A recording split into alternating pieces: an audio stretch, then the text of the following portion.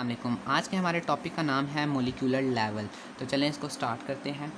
इनऑर्गेनिज्म bio element हमने ऊपर पढ़ लिया था। बायो एलिमेंट क्या है? बायो एलिमेंट बेसिकली हमारे जो नेचर है उसमें तो वैसे तो 92 एलिमेंट हैं, लेकिन उसमें से 16 जो हैं वो बायो एलिमेंट हैं।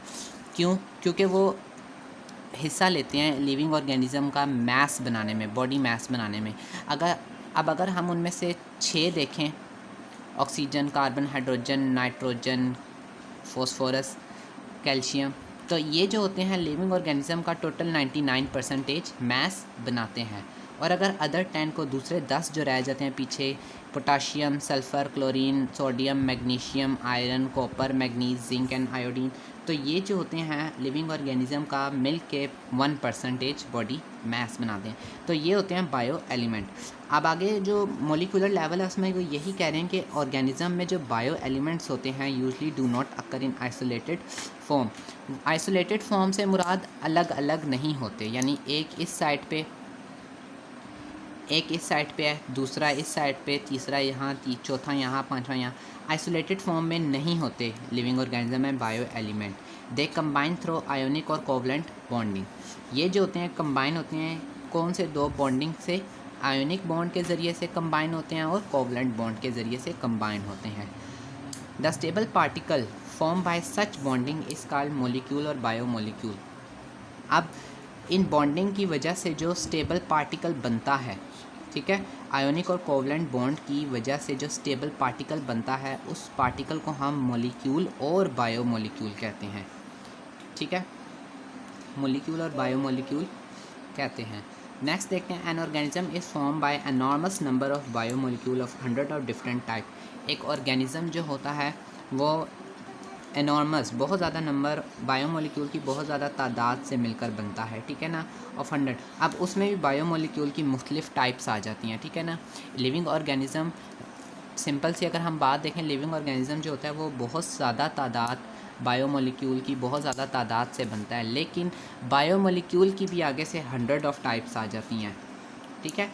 अब मोलिक्यूल ये जो मोलिक्यूल्स होते हैं ये बिल्डिंग मटेरियल होते हैं, यानी कि इन्होंने हमारी बॉडी को कंस्ट्रक्ट किया हुआ होता है, बॉडी की, हमारे जिस्म की तामीर का काम किया हुआ होता है। And are them self constructed by in great variety and complexity due to specific bonding arrangement. और इन्होंने अपने आप को कैसे कंस्ट्रक्ट किया हुआ होता है? इनके अंदर जो स्पेसिफिक अरेंजमेंट हुई हुई होती है, स्पेसिफिक बॉन्डिंग अरेंजमेंट, उनकी वजह से ये बहुत पेचीदा होते हैं, कम्प्लेक्स होते हैं। मॉलिक्यूल जो होता है वो एक कम्प्लेक्स स्ट्रक्चर होता है due to specific arrangement of bonding की वजह से। अब आगे देखते हैं, बायोमोलिक्यूल्स क्लासिफाइड एज। बायोमोलिक्यूल की जो है दो क्लासिफिकेशन, यानी कि बायोमोलिक्यूल को दो क्लासेस में डिवाइड कर दिया गया है। एक है माइक्रोमोलिक्यूल और एक है मैक्रोमोलिक्यूल। माइक्रो का मतलब मैं आप लोगों को बता दूं जिसका वज़न कम, यानी माइक्रो मीन छोटा जो माइक्रोस्कोप से देखा जा सकता है, और मैक्रो मीन बड़ा, ठीक है। माइक्रो मॉलिक्यूल क्या होते हैं? Are with low molecular weight, यानी कि वो मॉलिक्यूल जिनका मोलेकुलर वेट जो होता है वो लो होता है, कम होता है, उसे हम माइक्रो मॉलिक्यूल कहते हैं, जैसे कि glucose, water, etc. Micro molecule को देखें तो macro molecule are with high molecular